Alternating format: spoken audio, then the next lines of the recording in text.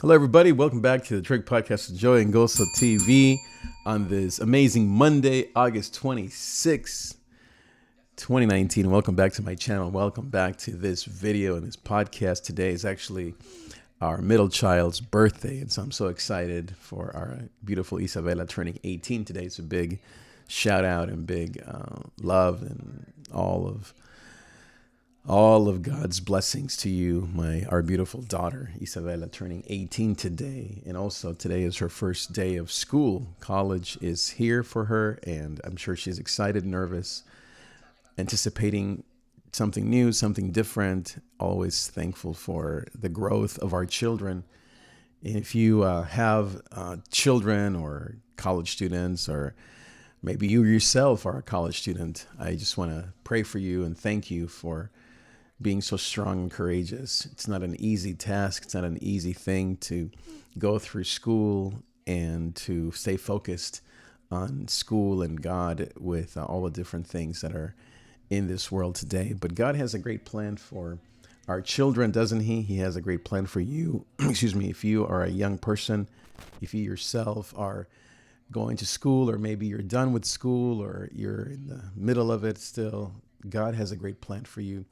But I want to talk today about a little bit of an update on, I guess, how I'm growing in my own spiritual life. As you know, I am a follower of God, a follower of Jesus, and I've always served him in the church since I was really in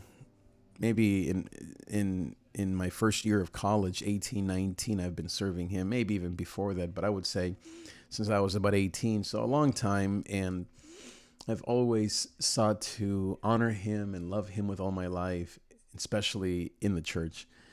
And this weekend, it was a bit of a rough weekend because we're going through a lot of changes in our church. And sometimes I think I just wait. I'm waiting on God to show us which way to go. Sometimes I'm unsure of what to do. And I remember talking to my mentor a while back, and I said to him, I don't know what to do. He said, well, it's not that you don't know what to do. It's that you're waiting on God. And that really helped me to understand what this season is like. And maybe you are in a place where you also are feeling like you don't know what to do with your life, or with school, or with your career, or if you're an adult, what to do with your family. It's not about not knowing, it's about waiting on God. And the difference is that you are focusing on waiting. Yesterday, I preached on a beautiful Psalm 27, that means a lot to me. And I want to go through a little bit of that here this morning. It says, "The Lord is my light and my salvation. Whom shall I fear?" And then after that, it talks about this kind of growing pressure that the psalmist is feeling. He says, though my enemy come against me, though an army come against me, though the whole world come against me, I will fear no evil because you are with me. And that's how sometimes it has felt for me these last few years, is as if there is wave after wave of opposition or of problems, and yet God has been faithful every time. And then the psalmist goes through a season there in verse, I think, 8, 9, 10, where he feels abandoned by God. And I love that part. I don't mean that it's great to feel abandoned, but I relate to that so much. I think all of us can, where we feel abandoned by God. We wonder, God, where were you in this situation? Where were you when that happened to me? But I have also learned something amazing, and that's that God actually was there, that he was present in the middle of those difficulties. It's just sometimes I tend to focus on all the negative stuff, not on all the positive. And what God was telling David is that I was there. And even though your mother and father may leave you, that's what the psalmist says, even though I may feel abandoned and like an orphan, which is a very strong feeling, I have been there for you. And feeling like an orphan is something that's very emotional for me. And I'm not an orphan. My mom is still with me. I grew up with my father for the first part of my life. But after 12, 13, I did feel I had those orphan kind of feelings of not having the guidance, the support, and maybe the yeah, the guidance, primarily wisdom that I needed to navigate my teenage years and college and all the rest. And of course, my parents were there through letters and through their prayers. So it's just physically they weren't able to be here. And so and maybe it's my personality, when I go through struggles, I tend to isolate. I tend to become very independent. I tend to want to run away from relationships. And the most beautiful thing that I've experienced, certainly this year, has been to have friends that are there for me, to have friends that tell me, David, I love you. We're here for you. You are gifted. You're called by God. And you would think that someone my age, I'm 50 for goodness sake, would know that I am gifted or called, or wouldn't need so much encouragement. But I don't know. I think it's part of that orphan kind of maybe mentality. Is I need not 1,000 people to encourage me, and certainly my wife encourages me daily. But it's important for me. I think this is maybe for all of us to have a few people that encourage you, that tell you exactly what you need to hear, that you are gifted, that you are beautiful, that you are called by God. Some people I think there are different kinds of people. This is something that I think about a lot. There are some people that hear that encouragement or that need that encouragement from God himself. They read it in his word, they hear a sermon, they sing a song, and they feel that connection. That's not me necessarily.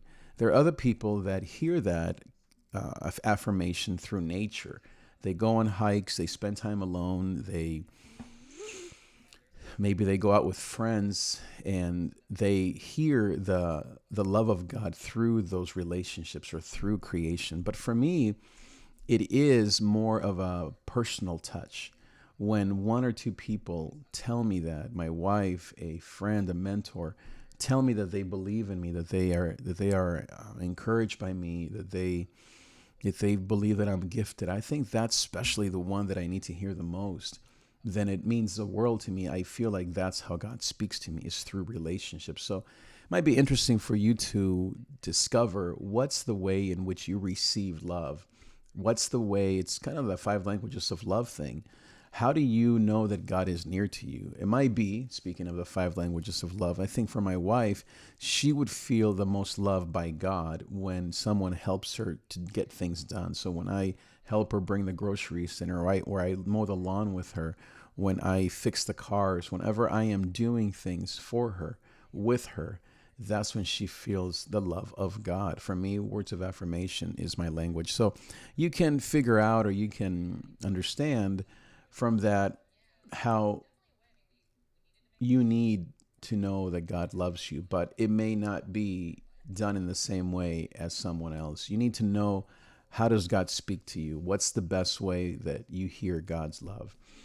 So this last weekend, even though it was a little rough, I heard some wonderful encouragement, some challenges. I had 2 people, and not bad challenges, but more of exhortations from God that I received, because I know these are people that love me, and they were challenging me, encouraging me, urging me to be a spirit-filled man.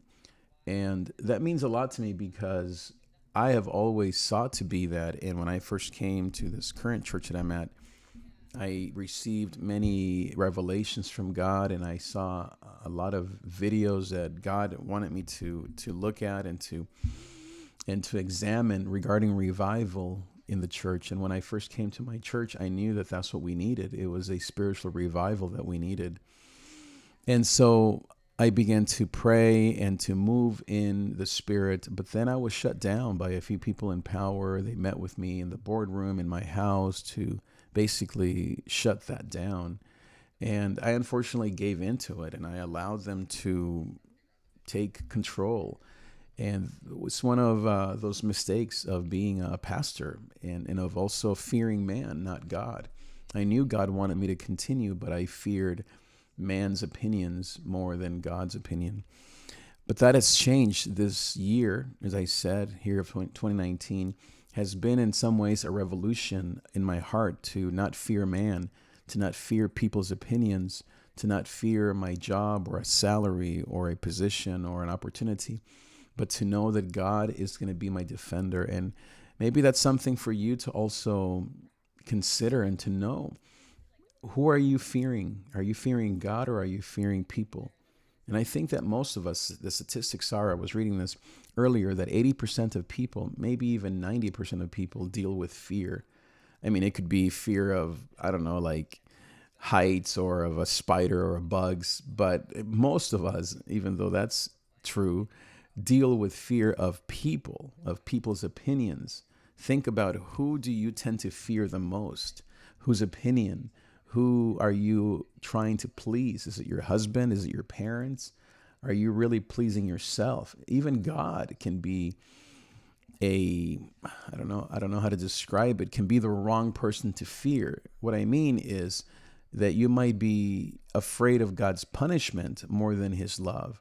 And so even religion or God can be the wrong thing to fear. It can lead you down the wrong path unless you understand the love and the grace of God. And so I have feared primarily man, and this has been going on since I was, I don't know, same thing in my late teens, early 20s, fearing man, fearing man's opinions over me. I think that orphan mentality, when you go through that, it kind of traumatizes you. So Psalm 27 has always been a very strong psalm in my life. It's something that has always meant the world to me, especially the beginning. The Lord is my light and my salvation. Whom shall I fear? And that's what's changing me every day this year, this summer, is knowing that God is my salvation. And so I don't have to fear people's opinions or who's in the room or any of that, because I know that God is with me. And then when people come and they encourage me and they say nice things, it's amazing. It changes my life. And I love this, the end of that Psalm 27, at the end, after David says how he feels like an orphan and God reminds him how he's been there. The psalmist ends with a beautiful passage. He says, I believe I will see the goodness of the Lord in the land of the living. He says, I believe that I will see my dreams come true while I'm still alive, not afterwards, not when I'm dead and gone, not in heaven. But he says, I believe that whatever my mind is dreaming of, for me, it's a full church, a beautiful church filled with young and old, black and white, all kinds of people. I believe that David says that I will see my dreams come true here in this earth while I'm still alive. And then right after that, he gives you the key to that success. He says, I will wait on the Lord. Yes, I will wait upon the Lord. And that is the challenging part, but that's really the key to success. It's to be patient. It's to wait on God. It's not just an endless waiting or a waiting on you to make things, to figure things out. It's waiting on God, and it's not a waiting that is laziness or procrastination. It's a waiting that it's a deep waiting, a trust. It's a relying. Psalm 46 says that those that wait on the Lord shall renew their strength. And so waiting is a renewal of your strength. It doesn't weaken you. In fact, it strengthens you. It makes you run faster, it says, than those who have natural strength. And so the waiting on God is almost like you hitching your train to, or your bicycle to a train. I mean, that's probably too much, right? And not very smart. But you know what I mean, right? It's you hitching your abilities to God's amazing and powerful abilities. Of course, you're going to see the goodness of the Lord if you are attached to greatness, if you're attached to a powerful and amazing God. Of course, you're going to see amazing things because he's amazing. And so as we start this week and as you start this fall, as you go back to school or you go back to caring for your friends, your kids, your grandchildren, I want to leave you with that passage. The Lord is my light and my salvation. Whom shall I fear? What are you afraid of today? How can you attach your fear to the greatness of God? And then how can you wait on God today? How can you not take it all upon yourself? How can you practice trusting in God? Not feeling like it's laziness, but trusting that God is there for you, that he's a powerful and amazing God. If you do that today, I believe and declare that you will see the goodness of the Lord in the land of the living. Thank you so much for listening, and I will see you next time.